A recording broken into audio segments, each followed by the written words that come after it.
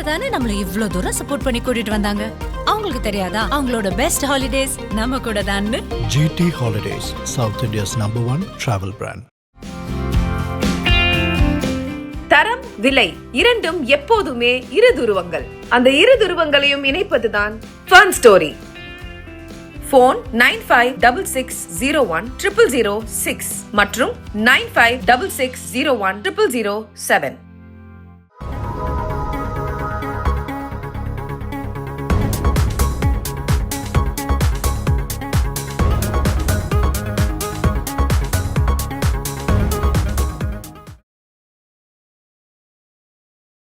Welcome to cinema this week. வணக்கம் sir. வணக்கம். Vijay sir வந்து ஒரு 2 வருஷம் முன்னாடி கட்சி ஆரம்பித்து இப்போது சிஎம்மாக ஆயிட்டார். அந்த ஒரு விஷயம் பார்த்தீங்கன்னா நிறைய நடிகர்களுக்கு வந்து ஏன் நம்மளும் சிஎம் ஆகக்கூடாது, ஏன் நம்மளும் வந்து கட்சி ஓப்பன் பண்ணக்கூடாதுன்னு சொல்லிட்டு நிறைய பேர் யோசிக்க ஆரம்பிச்சிட்டாங்க.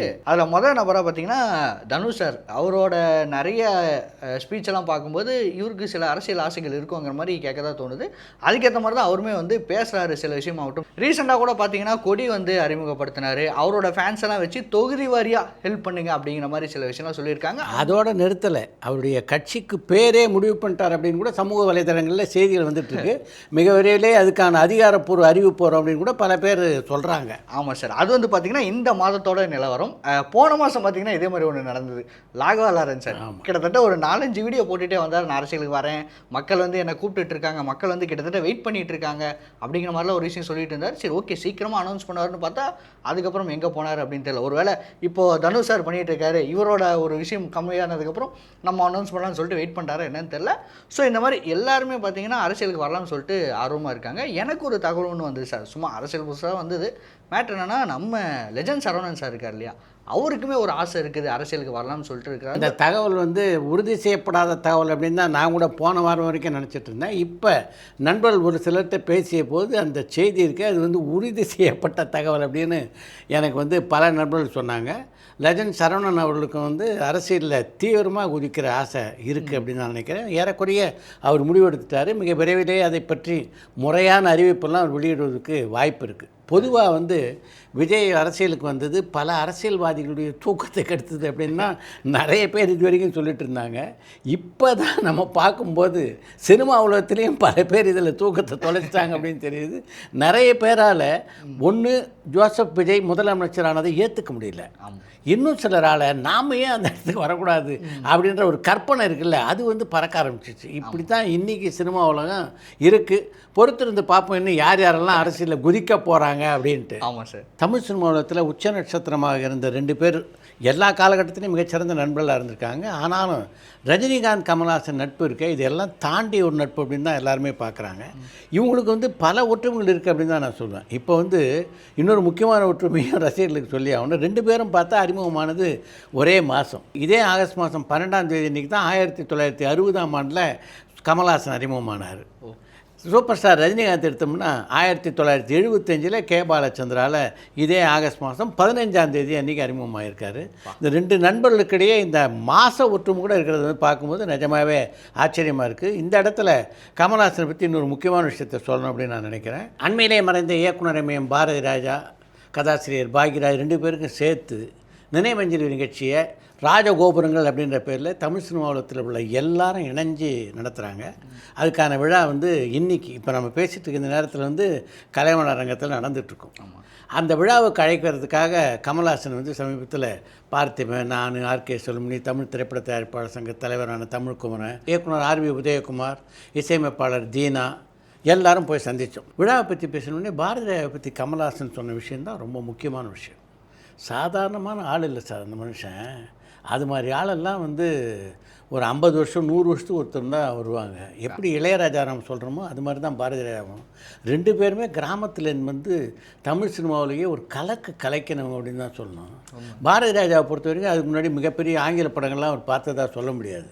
அது ஒரு மலேரியா இன்ஸ்பெக்டராக இருந்தார், நாடகம் போட்டுட்டு இருந்தார். இங்கே வந்து அவர் பண்ண படங்களை பார்க்கும்போது அப்படியே அசத்தலான படம். அவர் முதல் படமாகட்டும், அதுக்கு அடுத்து என்னை வச்சு அவர் எடுத்து சிகப்பு ரோஜாக்கள் படமாகட்டும், ஒன்றுக்கு ஒன்று எவ்வளோ மாறுபட்ட படங்கள்.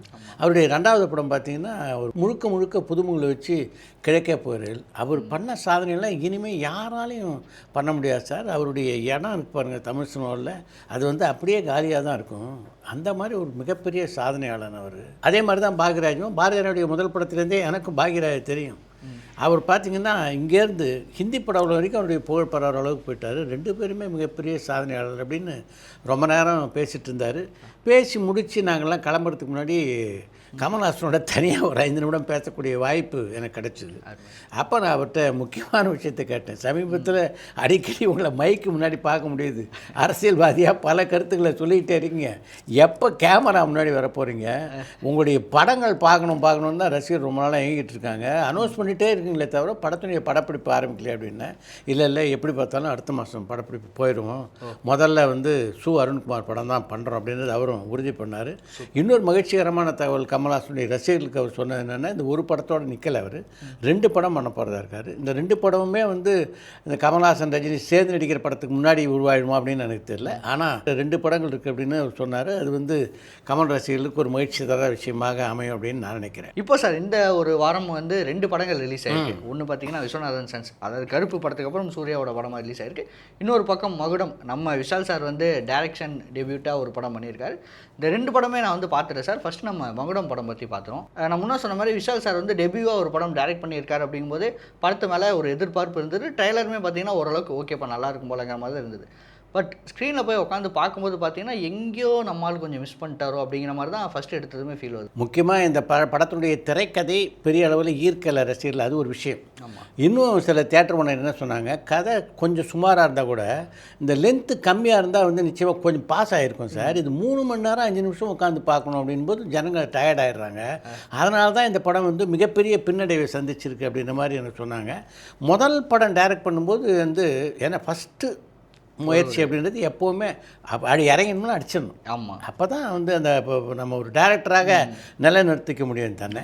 அப்படி இருக்கும்போது இந்த கதை விஷயத்தில் இன்னும் கொஞ்சம் வந்து ஒரு கவனம் செலுத்தியிருக்கலாம் அப்படின்றது தான் சினிமா உலகத்தில் உள்ள பலரது கருத்தாக இருக்குது. என்னுடைய கருத்தும் அதுதான். விஸ்வநாதன் சன்ஸை பொறுத்த வரைக்கும் நல்ல வரவேற்பு இந்த படம் பெற்றிருக்கு. ஆனாலும் எல்லாரும் சொல்கிற கருத்து என்னென்னா, கருப்பு படம் எப்படி ஒரு பிளாக் பஸ்டர் ஆச்சோ அது மாதிரி மிகப்பெரிய பிளாக் பஸ்டராக இந்த படம் ஆகிறதுக்கான வாய்ப்பு கொஞ்சம் கம்மி. ஆனால் டீசெண்டான ஃபேமிலி ஆடியன்ஸ் ரொம்ப விரும்பி இந்த படத்தை பார்க்குறாங்க. நாளுக்கு நாள் ஃபேமிலி ஆடியன்ஸ் அதிகரிச்சுக்கிட்டே இருக்குது. அதனால் நல்லது ஒரு வெற்றி படமாக இருக்கும், ஒரு இமாலய வெற்றி படமாக இருக்காது அப்படின்னாங்க. அது ஒரு நல்ல விஷயந்தான். அதாவது இந்த ஃபேமிலி பிக்சரை பொறுத்த வரைக்கும் எப்போவுமே ஒரு ஆக்ஷன் படத்துக்குரிய அந்த ஓப்பனிங்கோ அதுக்குரிய வரவேற்போ இந்த படங்களுக்கு கிடைக்காது, கொஞ்சம் கம்மியாக தான் இருக்கும். இதை பொறுத்த வரைக்கும் கொஞ்சம் ஸ்லோ அண்ட் ஸ்டடி.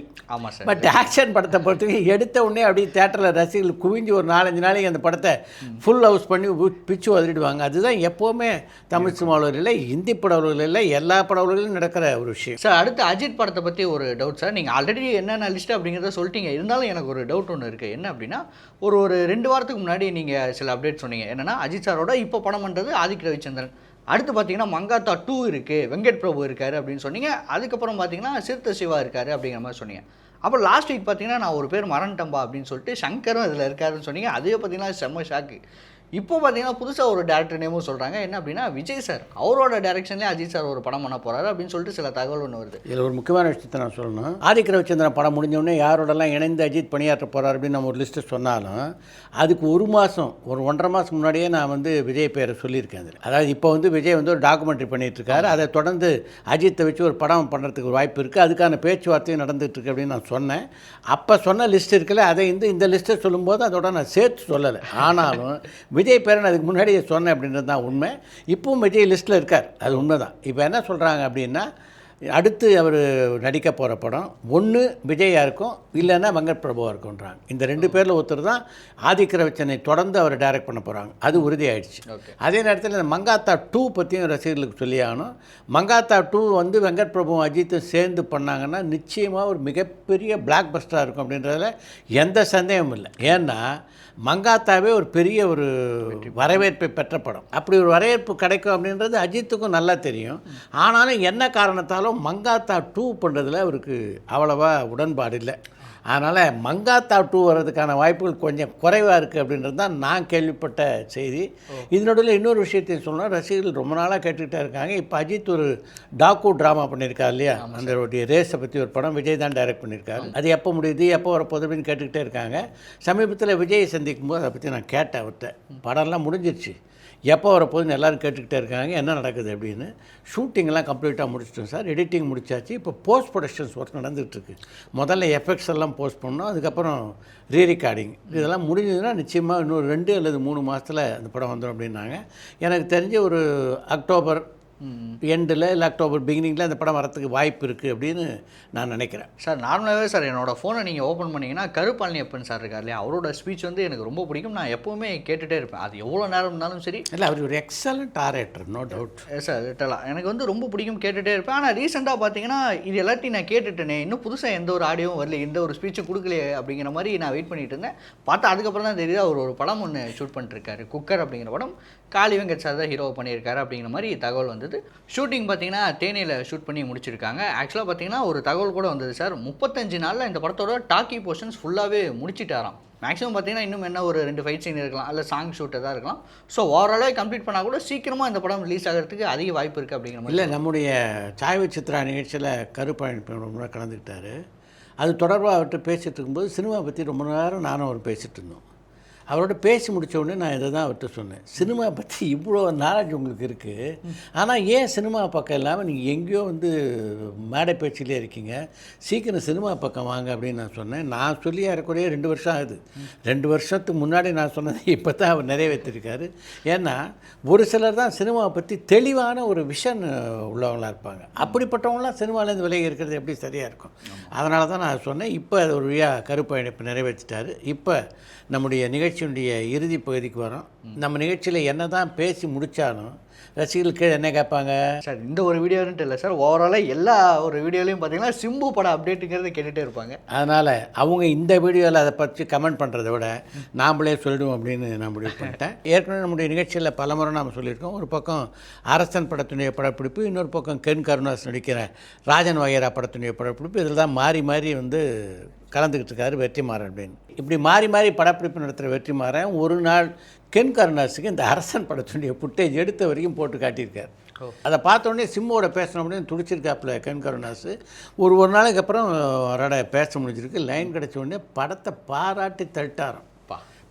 பிச்சு உதறிட்டி, இந்த படம் எங்கேயோ போகுது, தயவு செய்து இந்த படத்தை பொங்கலுக்கு கொண்டு வந்துருங்க, என்ன ஆனாலும் சரி இந்த படம் பொங்கலுக்கு வரணும், பொங்கலுக்கு வந்ததுன்னா இந்த படம் பிளாக் பஸ்டர், அதில் எந்த சந்தேகமும் இல்லை. அதே நேரத்தில் எனக்கு ஒரு தாழ்மையான வேண்டுகோள், வெற்றிமாறன்ட்ட சொல்லி எப்படியாவது ஒரு சின்ன ரோலில் என்னை இந்த படத்தில் நடிக்க வைங்க, நான் இந்த படத்தில் நடித்தே ஆகணும் அப்படின்னு இருக்கார் கென் கருணாஸ். கென் கருணாஸ் சொன்னது மட்டும் இல்லை, சமீப காலமாக நான் வேறு சிலர் சொன்னதை கூட கேள்விப்பட்டேன். அதை பற்றி இந்த ஃபுட்டேஜை வந்து அனிருத்தம் பார்த்துருக்கார் அப்படின்னு ஒரு பத்திரிகையிலையும் நான் செய்தி பார்த்தேன். பார்த்து அசந்து போனவர் சொன்னாரா, நான் எதை பற்றியும் கவலைப்படாதீங்க, நீங்கள் சீக்கிரம் படத்தை முடித்து ரீரெக்கார்டிங்கிட்ட கொடுங்க, என்னுடைய கல்யாண வேலையெல்லாம் ஒரு பக்கம் இருந்தால் கூட நான் இன்னொரு பக்கம் இந்த படத்தினுடைய ரீரெக்கார்டிங்கில் முழு கவனத்தையும் செலுத்துகிறேன், நீங்கள் பொங்கலுக்கு கொண்டு வரணுன்னா அதுக்கு நான் முழுசாக ஒத்துழைக்கிறேன் அப்படின்னு இருக்காங்க. இந்த படத்தை பொறுத்த வரைக்கும் அசாத்திய நம்பிக்கை வச்சுருந்தார் சிம்பு அப்படின்னு தான் சொல்லணும். பல படங்கள் இருந்தாலும் வெற்றிமாறனுடைய இயக்கத்தில் உருவாகிற இந்த படத்து மேலே அவருக்கு வந்து ஒரு பெரிய நம்பிக்கை. இந்த படம் தன்னுடைய மார்க்கெட்டையே அப்படியே புரட்டி போகணும் அப்படின்னு நினைக்கிறாரு. அதே மாதிரி இந்த சினிமா இண்டஸ்ட்ரியில் தான் தொடர்ந்து நிலைச்சி நிற்கிறதுக்கு இந்த படம் ஒரு காரணமாக அமையும் அப்படின்னு நினைக்கிறாரு. அதை வந்து ஏறக்குறைய வெற்றிமாறன் அந்த திரையில் கொண்டு வந்துட்டான்னு நினைக்கிறேன். இல்லைன்னா இந்த அளவுக்கு அந்த படத்துக்கு அப்ரிஷியேஷன் வராது. கண்டிப்பாக. Let us wait and see. Okay, மீண்டும் அடுத்த வாரம் சந்திப்போம். நன்றி, வணக்கம். Thank you sir. பரபரப்பான சினிமா செய்திகள், நட்சத்திரங்களின் பேட்டிகள், சினிமா வரலாறு ஆகியவற்றை பார்க்கவும் படிக்கவும் உங்களுக்கான இணையதளம் touringtalkies.co.